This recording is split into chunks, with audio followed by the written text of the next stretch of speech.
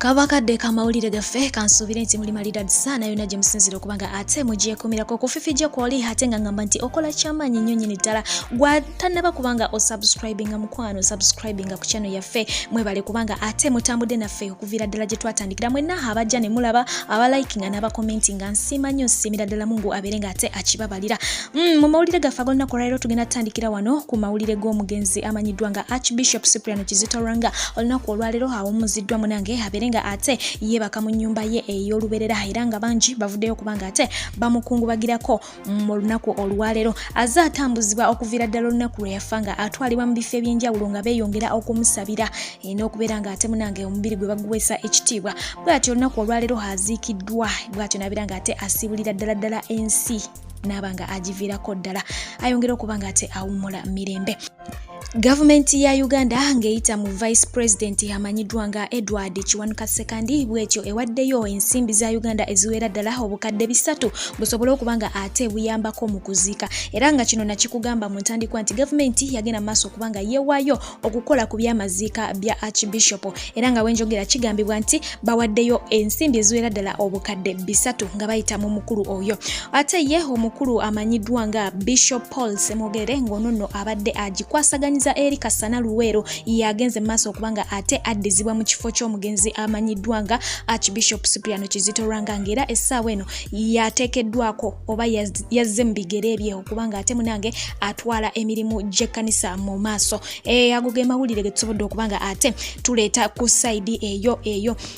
okweyongerayo mu maaso n'amawulire gaffe era nga gano goosi gasanyu n'akamu n'akatono ddala ge g'omukulu amanyiddwa nga omulangira oba muyite Prince Arnold Juko Simbwa olunaku olwaleero bavuddeyo bati nebabeera nga munange bamubika afiiridde wali mu ddwaliro ensambya ekigambibwa nti yagenda n'afunamu stroke era nga abadde amazeeyoko ebbanga eriwera ddala nga lya weeks 2 naye ono abasinga obungi bamujjukira ku incident eya boat cruise yagenda nebeerawo mu mwaka gwa 2018 omwafiira bannayuganda bangi nnyo nga bw'okiwulira abaali bagenza okubanga ate munange beerira ku ssente zaabwe omukulu oyo yawonawo era n'avaayo n'akyazibwako ku TV ez'enjawulo nga anyumya oba nga atotola embeera gye yasanga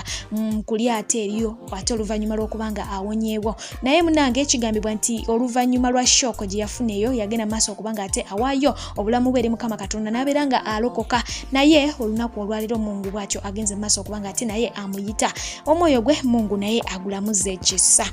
Ate ye omukyala amanyiddwa nga Honorable Ruth Acheng onono yavuddeyo n'ategeeza bannayuganda nti agenze mu maaso okwekkennenyanga okuyaggayaga kwa vaccine abantu okuyaayanira vaccine nti kakati kweyongeredde ddala oba kitegeera mu bufunze demand for vaccination egenda erinnya abantu baagala kubagema era nga agamba nti kino kiddiridde oluvannyuma lw'omukulu Yoweri Kaguta Museveni okuvaayo n'abeera nga ate agemebwa nti bangi bagenze mu maaso okubanga ate bakkiriza okubagema olunaku olwaleero lwennyini omukulu amanyiddwa nga Honorable Muhammad Segirinya alabiseeko mu kkooti eya Buganda Road onono nga naye balina emisango gye bamuvunaana ffenna gye tumanyi obulungi gye bagamba nti gyakwekalakasa naye wenjogeera bamumye bail era nga addiziddwayo mu kkomera ekitalya era nga kigambibwa nti ono waakuddamu okulabikako eri kkooti olunaku lujja kubeera lwakuna wiiki ejja ennaku z'omwezi zijja kubeera nga 15 ayongera okubanga ate munange batunula mu nsonga ze naye nga wenjogeera addiziddwayo era atemeza mabega wa mitayimbwa kakati nno ye omukyala amanyiddwa nga Honorable Betty Namboze bakireke bw'atyo yavuddeyo n'ategeeza omukulu Yoweri Kaguta Museveni nti munange okusinziira ku bintu by'ogenze mu maaso okubanga okola abantu mu ggwanga lyattu Uganda beera nga weenenya weetondere abantu weetondere ne Mukama Katonda otherwise bw'ofanga n'enkusanga mu ggulu eyo eggulu ndiryabulira siririyingira olw'ensonga nti oli mu bibi sana ate bo bannayuganda bagenze mu maaso okubanga bakubisa posters ez'abantu abali mu kkomera ne bakuba ebifaananyi byabwe nga wolaba batera okukola posters z'abayimbi ne bazitimba ku mutala ne bano bagenze mu maaso okubanga ate munange boolesa obulumi bwe balina munda eri bannaabwe abagenda mu maaso okubanga ate bakwatibwa ne baggalibwa emabega w'emitayimbwa nga bagenze batimba ku bisenge ku miti nga basaba abantu bano babeere nga ate munange bateebwa mu ggwanga lyattu erya South Africa mu kibuga ekimanyiddwa nga Natal Durban bannayuganda bagenze mu maaso okubanga ate beeyongera ddala okubanja obuwanguzi bwabwe n'okusaba abantu baabwe abali mu kkomera era nga bwengenda okulekerako wano akatambi mpola okekanye ate nga boyiga.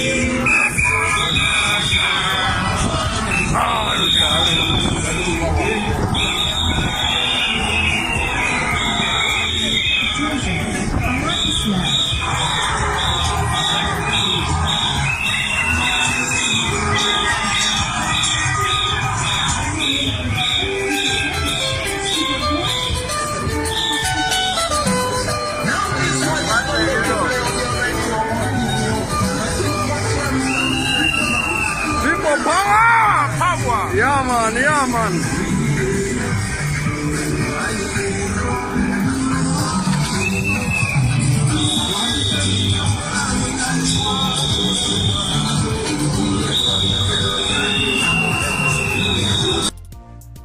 Embeera y'obwetyo bwefaananako eruyi eyo bannayuganda tebanaba kubanga ate bazikiza tebanaba kubanga bazikiza baagala buwanguzi bwabwe baagala bannaabwe abali makomera bateebwe yo omukulu amanyiddwa nga Famaica naye yayongedde okubanga ate struggle agikwatira ddala n'amaanyi era nga ono alina obubaka bwe yavuddeyo n'abeera nga ate aleka ku mukutu gwe ogwa Facebook naye nga buno mbukutuddemu emirundi 3 nsobole okunnyonnyola ate munange naawe onnyonnyoke era nga ngenda kubanga ntandikira wano ku kitundu ekisooka yawandise n'agamba nti Dear our leaders, we really thank you so much for the things you've managed to push for Uganda and her people. You've inspired many young people to raise voices and work hard for their country anytime they have the chance. And I'm sure many of our leaders and elders are so proud because some of their grandchildren have managed to implement the inspiration. We got everything from you as a lesson. Ekivunula nti abakulembeze baffe abalungi mwebale nnyo okuba nti munange Uganda musobodde okugiwanikira ddala waggulu n'abantu baayo mutusikiriza nnyo ffe abato okusobola okuwanika eddoboozi lyaffe ko wamu n'okukolerera ensi yaffe bukubirire bwe tuba tufunye akakisa era bw'atyo n'ayongerako n'abategeeza nti kyensinga okuba nga nkakasa abakulembeze bangi nnyo n'abakulu bangi nnyo muli eyo era nga muwulira nti muli proud kwegamba mwenyumiriza mwabo abazzukulu bammwe olw'ensonga nti bagenze mu maaso okusobola teeka ebyo mu nkola bye babeegombako oba bye babakoppako oba bye babayigirako olw'ensonga nti buli kye mutuyigiriza ffe nga ffe abato tukitwalanga essomo eyo ebadde part 1 nakuganya nti message mpanvu nagikutuddemu ebitundu 2 tusobola okubanga ate tuginnyonnyoka olw'ensonga nti nkulu nnyo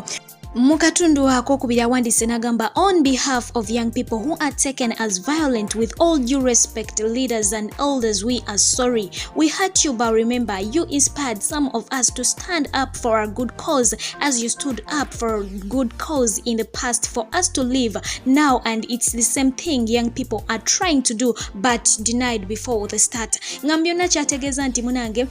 ku lwabo bonna abato abagenze maaso okubanga batwalibwanga abamenyi b'amateeka kwegamba nga bonoonye mu maaso gammwe abakulembeze baffe ne bakulu baffe mutusonyiwe olw'ensonga nti tubalumya essaawa eno naye bye tukola mujjukire nti mmwe abaatusikiriza okubikola mu kusookera ddala mwayimiriranga ku lw'obulungi bwaffe musobole okuba nti munange mutulwanirira naffe ekyo kye twakoppa essaawa eno kye tukola kye tukola tugezaako okubanga tuyimirira okwerwanira kubanga kye twabayigirako mu ntandikwa naye ekikwasa ennaku oba ekisinga okuba eky'ennaku nti mutumye akakisa mu ntandikwa nga tetulina we twatuseeko wadde jjukira mu katundu akasooka yabagambye nti byonna abato be bakola essaawa eno ffe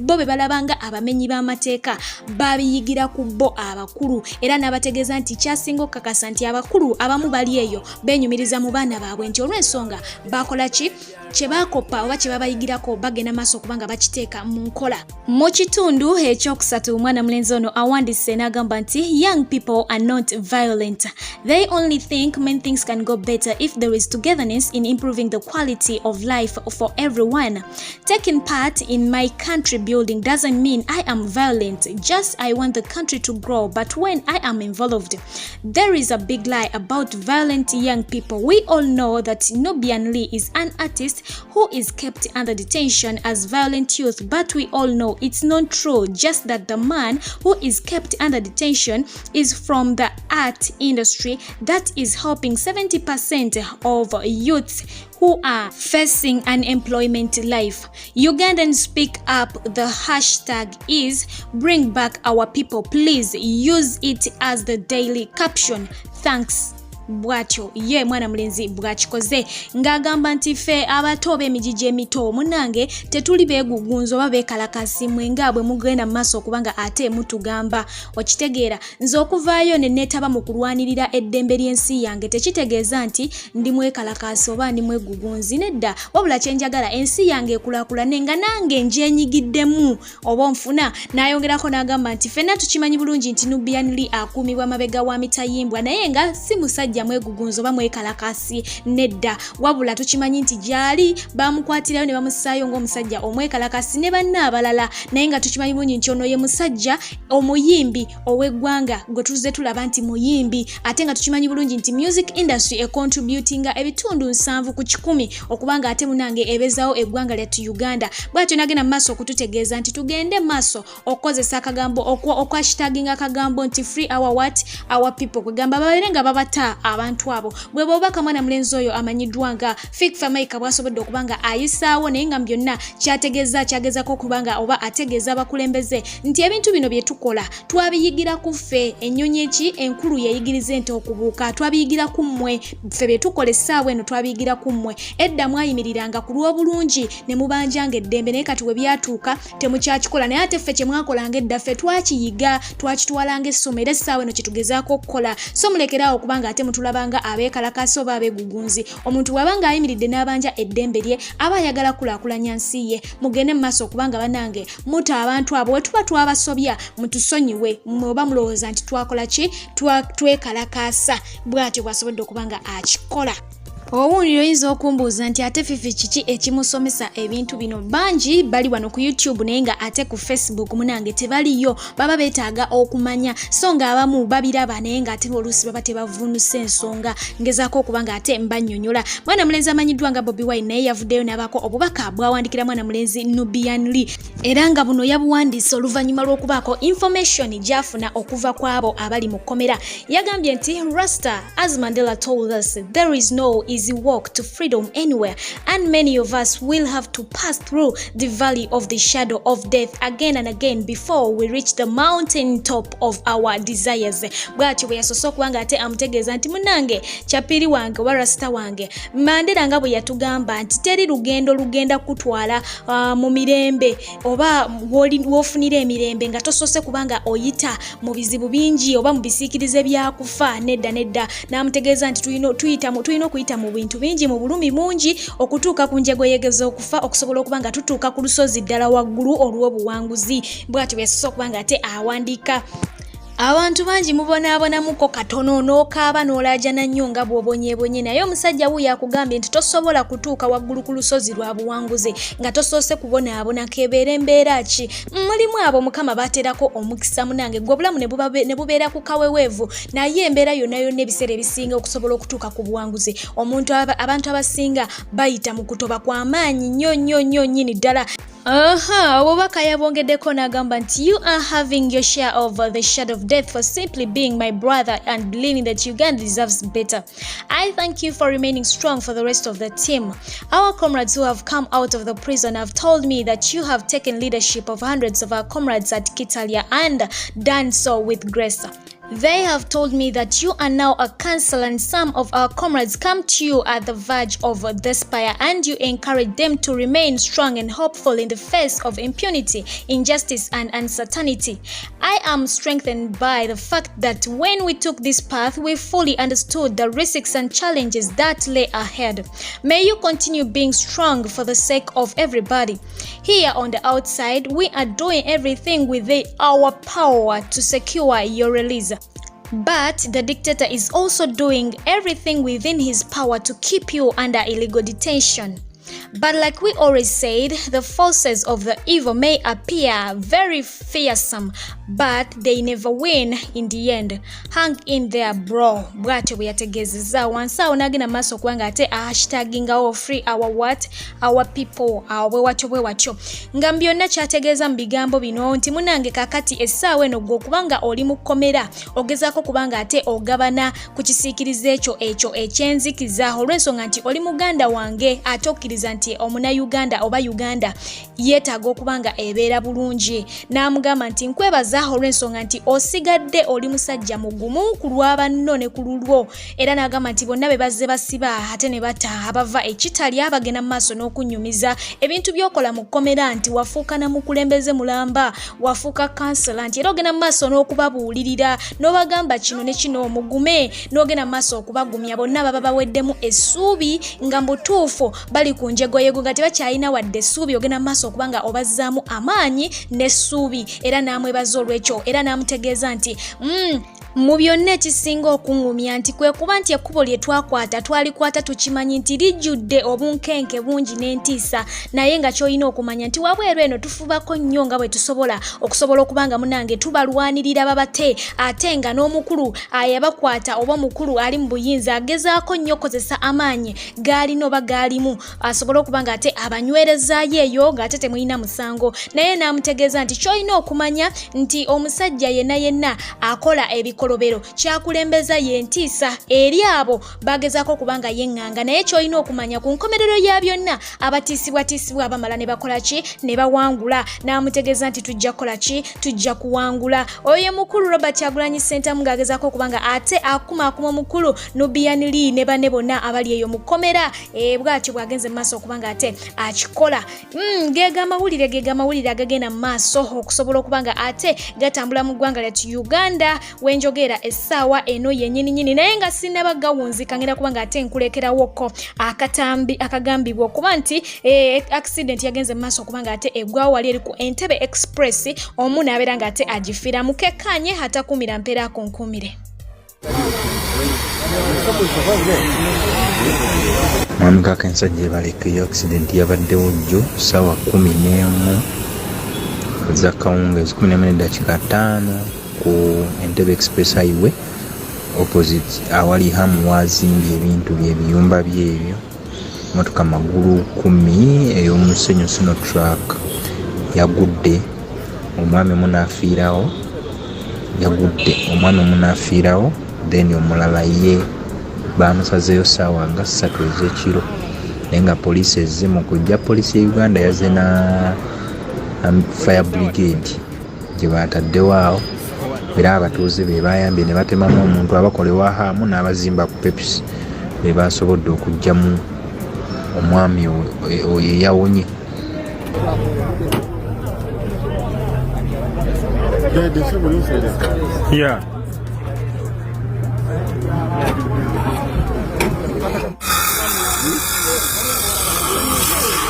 Bannange kano kabenjedde kabusa.